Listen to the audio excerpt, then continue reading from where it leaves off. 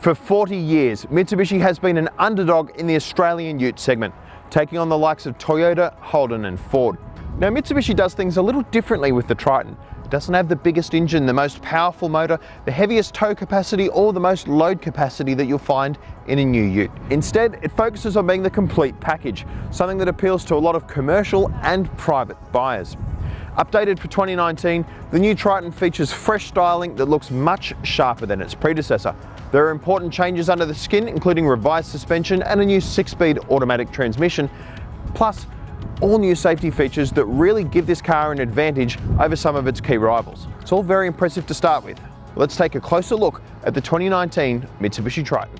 Like many utes, the Triton is available with a wide variety of body styles, engines, transmissions and trim lines. The range starts at $22,490 for a basic cab chassis model with a petrol engine and 5-speed manual transmission, running through to the top-end Triton GLS Premium, which costs $51,990 drive away. Our time with the Triton focused on the top two models, the GLS and GLS Premium. On the inside, the Triton's available with a number of handy features, including a 7-inch touchscreen loaded up with Apple CarPlay, Android Auto and a 360-degree reversing camera. Now the model we're in right now is loaded up with a lot of kit, including metal gear shift paddles, perforated leather trim and heated seats. But if you're on a budget, you can't expect to see all of that gear. What you will find is stuff like twin USB points up front, a 12-volt power outlet and an HDMI connection point. If you're in the back, you get your own USB point, as well as a very interesting air conditioning system that basically filters air from the front and accelerates it into passengers' faces, giving them a cool breeze as you drive along. Haven't really seen that before. Safety is a very strong point for the Triton. It's loaded up with gear including autonomous emergency braking, rear cross traffic alert systems and a clever miss-acceleration system that's basically intended to stop you from driving through your own garage wall.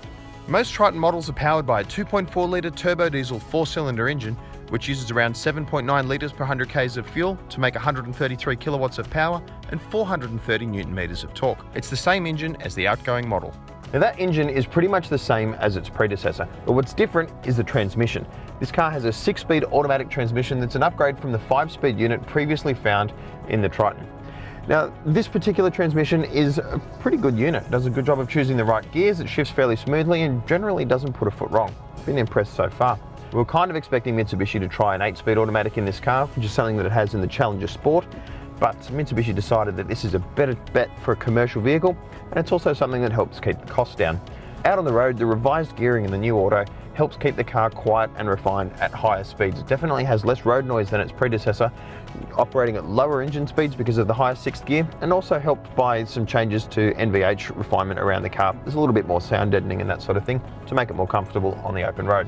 We tested the Triton over 2 days in a variety of circumstances, in urban driving around Hobart, on twisty Targa Tasmania style roads, rocky trails and here on the beach at Strawn.